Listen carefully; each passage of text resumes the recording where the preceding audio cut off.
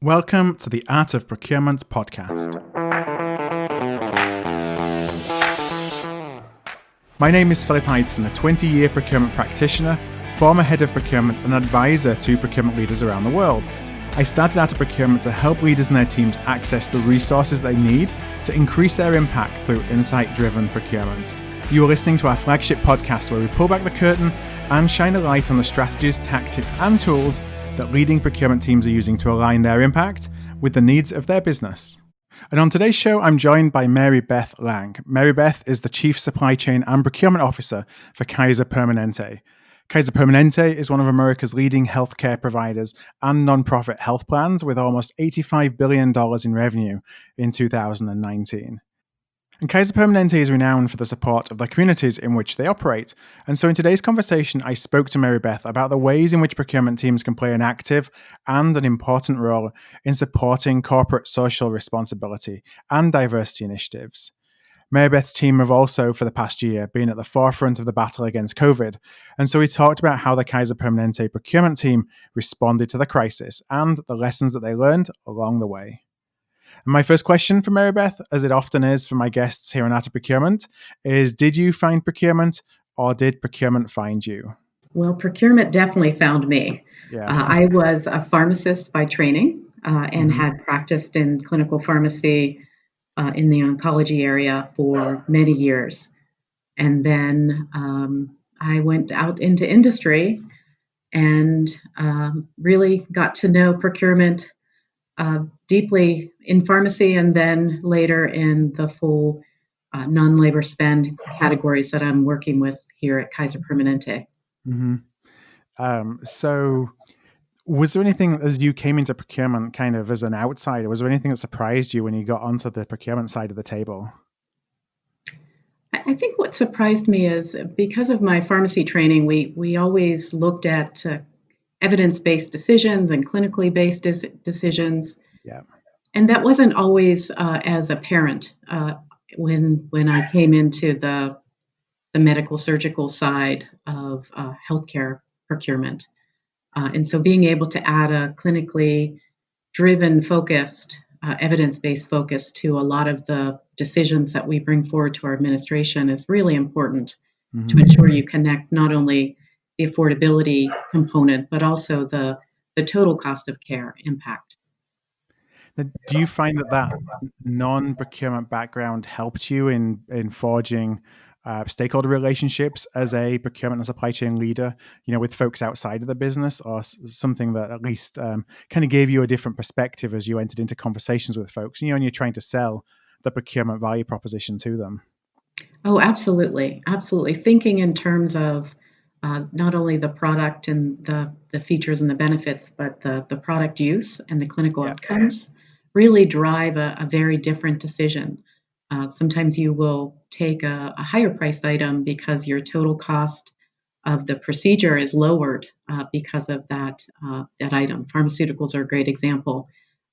You might go with a larger or more expensive product, but your length of stay or other components are driven in a very positive manner because of that product selection. Yeah, so you're definitely looking at it from a total cost perspective rather than an individual piece price one. Absolutely. Now, the couple of things we want to talk about today. First of all, I want to talk a little bit about the pandemic. It's never far from anybody's mind right now, of course, and I'm sure that you're really in the thick of it in what you do at Kaiser Permanente. How has the last 7 or 8 months been? Has it been a bit of a roller coaster for you on the inside? Yeah, it's actually, it's been a roller coaster for sure, but it's been very enlightening with just all aspects of the channel from sourcing to payment and all of the components that we might have taken for granted under a cost-driven, just-in-time environment. We learned quickly when we had to source products directly from countries such as China or Malaysia, that there were many, many different components that aren't always in the forefront or visible when you make your decisions on product selection. And so a lot of those has a lot of that visibility come to the fore? Like you've realized where perhaps some of the blind spots were, and then had to really work to find ways to close that gap. Absolutely. So as we thought through some of the earlier shortages, isolation gowns are a great example. We had been with a main source provider through a distributor, and really hadn't understood maybe the back end procurement from our channel partners, where many channel partners might have had a long-term relationship with manufacturers in another country, and so they relied on bringing that product in from a global source. Others had used a strategy where they might have had maybe only 20% of their capacity under commitment, and they did a lot of spot buying. And knowing then that the entire market had changed from a spot buy perspective, not only in price, but in production and capability and capacity.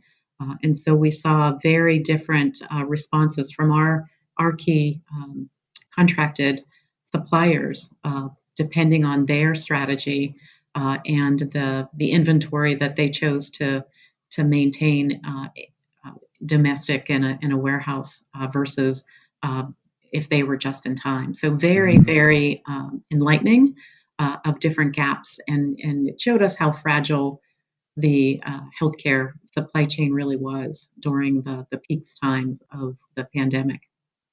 And did that force you then to kind of look for alternative sources, or be a little bit creative on how you get your hands on the supplies, the equipment that you needed on a spot buy perspective? It really forced us to think about not only our healthcare supply chain partners, but we were fortunate in the San Francisco area to have access to many large organizations that were used to dealing with China and other countries, and procurement teams from Apple and Salesforce and others really guided us into their process, and connected us many times to their either manufacturers or transportation logistics companies. And it really helped us to accelerate our learning and accelerate the ability to get product from China to the United States. Working through all the customs, we were finding that every few days the export requirements and rules were changing in China. So we had to be very adaptive to make sure that we understood how best to meet the export requirements as well as the import requirements in the United States. When we deal with healthcare, we have many regulatory bodies that we need to make sure that products coming into the United States and into our facilities really were authentic and had met all of the FDA, CDC, the state OSHA requirements. And so there were many things changing and still changing, not only back in March, but when we fast forward to today, the issue isn't around isolation gowns as it was before. It's more around gloves and the availability in those products, knowing that the majority of those gloves are made in Malaysia, 90%, and 10% out of China. There really isn't a lot of domestic capabilities or capacity that's available to us. And so we actually heard that this might be an issue and started to spot buy back in March. And because of that effort and that early identification, we've been able to really stay in a contingency capacity in our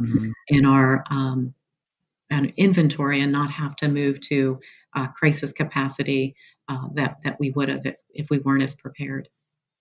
Now, it's actually really kind of comforting to hear that the local community and procurement professionals in some of the larger firms around you kind of rallied to help, because I saw that across procurement. I know that in those days, in like March and April, I think everybody who could was helping anybody who needed it to try and get the supplies that they needed. And it felt like it was a big effort, especially when in those times there was a lot of we talked to the CPO of New York City, and he talked about the gray market, and not really understanding the where to go for sources of supply when everybody needed it at the same time. As you partnered with some of those other firms, was that something that they reached out to you? You reached out to them? How did that kind of connection work? Some of it worked because of other relationships that we had. The Apple one, for example, they had looked to help with face shields. And then when we had a quick conversation, we said, what we really need is we need help with logistics. And their team were very generous and gracious with their time. Companies such as Target, they were willing to help source for us and really help us extend some of their retail brands so that we could also then bring those into the healthcare acute care setting. So just so gracious, and it came to us either through relationships that we had or just their feeling that they could do more and they could really help. Now, as you were obviously in kind of respond and react mode and crisis mode, really, how did it change or impact your ability to make decisions quickly? Oftentimes we get charged as procurement professionals with maybe we got some processes in place that, others outside of procurement may say slow down the business rather than accelerate. And it's definitely a blind spot, I think, for us is to bring in agility. Did you find that you were able to break down some of those barriers, or was that even a problem that you faced? It definitely was a problem that we faced, and we tackled it a few different ways. Kaiser Permanente does a phenomenal job in crisis management and command centers and being able to get the right leaders together on regular cadence to make decisions quickly. And we bolstered that environment with our own two teams that we stood up for just looking at product authenticity and quality and testing, certification. That was one team, and another team really looked at how do we make decisions quickly. So we had a deal review where we had all the important leaders that could help with the process. We had to learn about wire transfers in a very different way and evaluate prepayment situations and really make sure that we understood if we were the organization of record in the importing products in, that we had a clear sense of all of the responsibility and the steps that we needed to take to make sure we mitigated any risk. And so we did make decisions very quickly. We also had many different what we called tiger teams, where they were sourcing one product, and that was their whole focus. So we broke down anything that was in very short supply or on allocation with a small team of resources that could go and do the sourcing event and make sure from source to pay that we quickly were able to get the vendor validated and get into our system, and then issue a purchase order all the way through to make sure that payment happened according to the cadence that we had committed to. Now, as you kind of reflect when you have the opportunity to and there's whatever normal looks like, and you're reviewing kind of processes and lessons learned and continuous improvement, do you think there's a lot that you can take from what the situations you were kind of forced into and how you responded to it to actually take those and build those into business as usual, to help procurement be more responsive to the business? Yeah, just the whole agile approach is really something that we had started to embrace, but really embraced in a significant way throughout this pandemic response. And we've been in the response now for almost a year, and what it has taught us is there are many latency steps in our old process that we don't want to return to. And so being able to look at what was the bottleneck for cycle time and throughput and redesign our process so that we have a more agile environment is definitely our path forward. And that's not one that we want to move away from. And so now we're looking at how else can we really break down some of the barriers to making those decisions more quickly, and focus on, what are the components of the whole procurement process, or even the sourcing process, that require that level of review versus others that we can move to more of an automated and agile environment. Yeah, I'm sure it helps kind of challenge limiting beliefs, that we tell ourselves sometimes, or the mindset that exists around, well, we've always done it like this, or, changing that isn't possible because of X, Y, and Z. And you see it and you have to change, and the issue is kind of forced. And you realize, if we can make changes like this, what else can we do to make make the process more effective and efficient, but two, really change the value proposition for procurement as a result. Absolutely. Now, one of the things that I know that you did and is really important to Kaiser Permanente is supporting the community, and supporting the community through all the challenges that local communities and local businesses have right now. I wonder if you could share a little bit about how you have been working with your local communities in supporting them and being there for them, essentially. Yeah, we have had a long-standing commitment to the community. Many times we ask ourselves, what can we do better? Are we doing enough? Are we working with suppliers that reflect our communities that we serve?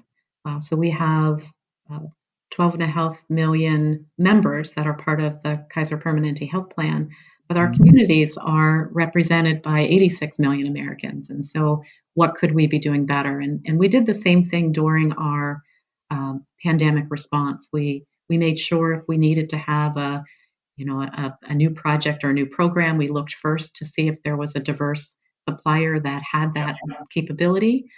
We worked with some of our local apparel um, uh, organizations, and we were able to work with them and keep about 600 of their workers that might have been laid off making masks, and those masks we were able to send home to our staff and our physicians to protect them.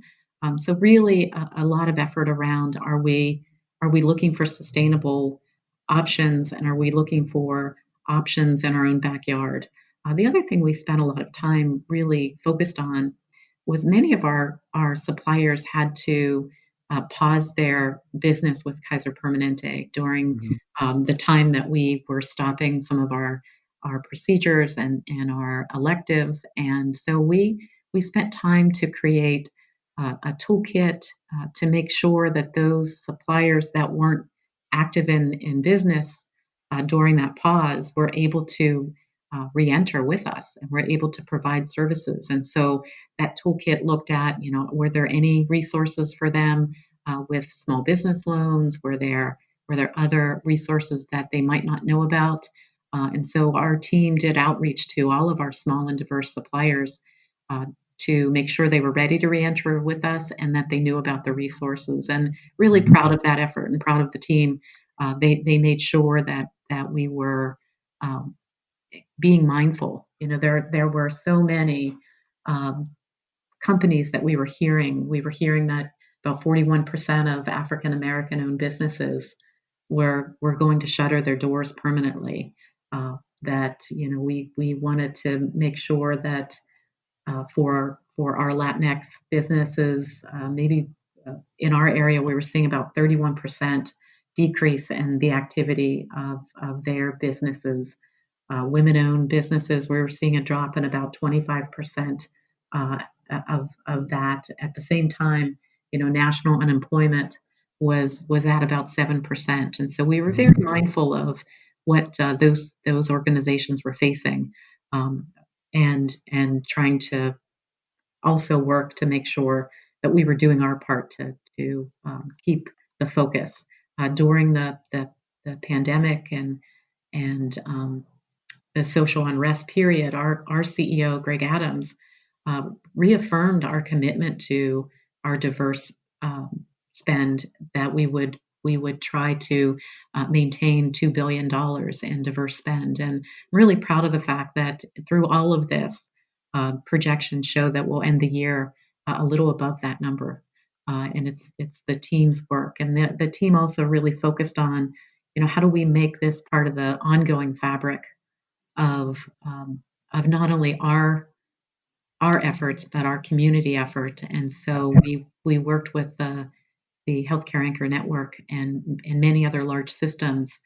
And in November, we announced the very first impact or inclusive procurement commitment to start a new movement to make this just part of what we do and how we do it every day. Now, is that commitment something that is that's like specific to this Kaiser Permanente system, or is that something that's that's broader that other organizations can participate in, or that they can learn from the things that you're doing, so that they can do something within their local communities? Yeah. So our the Healthcare Anchor Network and the impact purchasing commitment is, we're hoping, available to all of the Anchor Network facilities that are part of HAN. And not only did Kaiser Permanente sign up to be a participant, but we had other systems such as Advocate Aurora Health, Cleveland Clinic, Rush University System, and Intermountain Healthcare that joined us in signing up to that commitment. And our goal is to get 60 other healthcare systems to join us in this effort. We think it's very important to continue to focus on not only what we do, but be very intentional of making every dollar that we spend count. Now, obviously, this is really important to Kaiser Permanente. It's important to you and your team. I wonder, because it's something that procurement teams often struggle with. How do we? What's the best word of saying it? Like, programmatically enable spend with small and diverse suppliers. That goes beyond reminding folks who are doing an RFP, because this is often the situation that a lot of companies are in, to make sure that they include diverse suppliers in their shortlists. How can we integrate that mindset into the fabric of an organization so it's second nature? I just wonder some of the experiences you may have had, or the work that you've been doing in your team to reach that goal, which is fantastic that you're able to drive more than $2 billion of spend into diverse and small businesses this year. Yeah, I think part of the focus that we have had, and I think others have had, is how do we build the capacity? Some of the diverse suppliers have a great idea, and many times we're able to work with them and describe a need so that we can shape their offerings to an existing need. And so that's one big way. And we've done that. We have many examples. We had a supplier that was focused in food service that has now moved into focusing on security and is our main security vendor. And they've just grown their business tremendously with us through changing their business model.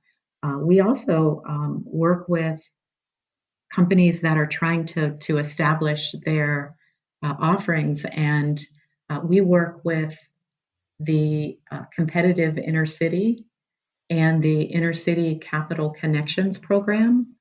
And through that program, we've had over 1,000 businesses trained in 14 different cohorts learn almost a mini MBA on steroids, if you will, all of the components of how to run a business, how to gain access to capital. And so not only do we work with them based on their current business model, but we work with them to say, how do we enhance your business plan and your whole financial platform so that you have a stronger, more stable base to do business with us. And we've been so impressed. We've had 61% of the folks that went through the cohorts in the training are really our MBEs, and then 56% were women-owned businesses as well. So a lot of activity has gone there. And the other thing we found is not only are these businesses doing business with Kaiser Permanente, but 75% of them do business with each other. So we've created that network to allow the community commerce, if you will, grow far beyond just the business with Kaiser Permanente. Yeah, that's fascinating. You're kind of building an ecosystem around, around all the providers that are in that cohort. So, for somebody that an organization who's listening to this, it could be a healthcare organization. It could most likely not be a healthcare organization. For them to be able to do something like this, like what first steps would you recommend? How do you even start to think about putting in place a program like that? So I think there are several key components. One is really to understand the commitment from your senior leadership. Uh, this commitment to be part of the $1 billion roundtable was a very big, audacious goal, and it was set by the chief executive officer of Kaiser Permanente at the time, Bernard Tyson, and really made an organizational wide commitment and developed a lot of excitement around how would Kaiser Permanente, who I think they had maybe 500 million going through diverse suppliers, how would they get to $1 billion? And they didn't quite know exactly how they were going to get there, but they knew that it was an important thing, important goal to take on. And so just having that level of support, and our current CEO, Greg Adams, reaffirmed that support. It's just so inspiring to know that what we do in the community really does matter. How do we help to make sure that our neighbors can make a living wage? And so not only do we focus on the diverse spend aspect, but we also focus on bringing products in that are sustainable. And so we have a significant goal to have 50% of our products uh, that are environmentally friendly by 2025. We also have a goal to make sure that we're trying to create 30,000 new jobs at a livable wage to reduce and start to address the the economic wealth gap of the communities in which we have our services. So it just that whole commitment drives the momentum to create that program. As you think about how to operationalize that within procurement, I love the idea of helping, support a living wage, because it's something that we are in as procurement professionals. We're in this position where, if we often have leverage over our suppliers, and you can do good things or you can do, difficult things with that. That force suppliers into making financial decisions that maybe aren't the best for them in the long run. But we have that leverage, and especially when we're in larger organizations, it's something that I'm always talking to people about from an ethics perspective. We have that power, but you got to be really careful that you don't abuse it, frankly. When you're thinking about something like helping to preserve living wages at suppliers, how do you even start in operationalizing that? Because I love that as a goal, an objective, and to show how much you care about the community around you, whether that's your supply base or your the individuals that live in the communities around where you are. Yeah, I guess we look at sourcing and some of the contracts that we create with our diverse suppliers, and we add different dimensions to it that are outside of the traditional terms and conditions. So, for example, when we think of our commitment to community, I mentioned our security vendor. Our security vendor also has a community impact goal for their staff. Yeah. And it's amazing. They have really built in ways to have groups, women in security, military, retired military, affinity groups, so that they continue to have that community impact focus.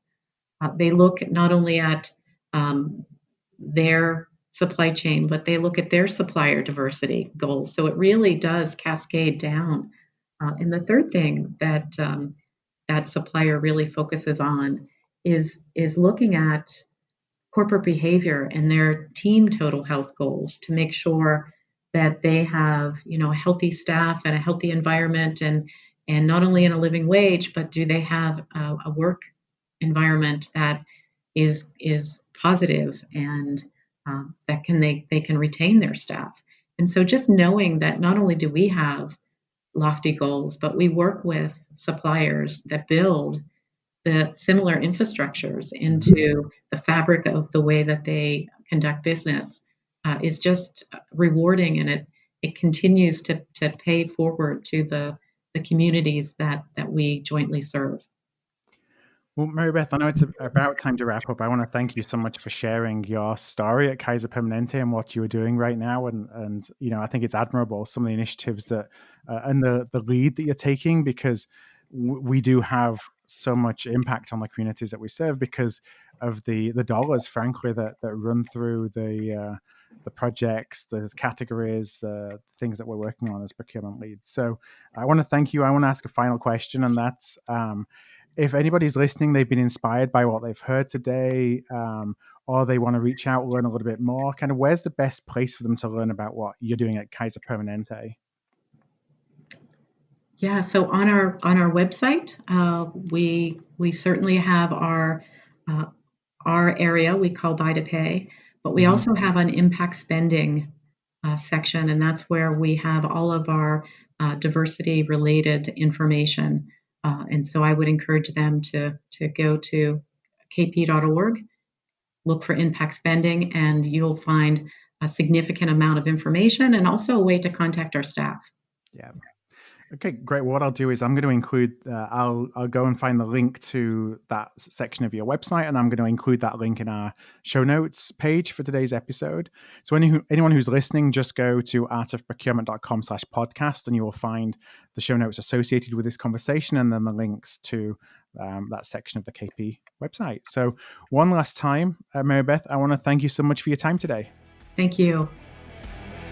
I want to thank you for listening into today's episode of The Art of Procurement.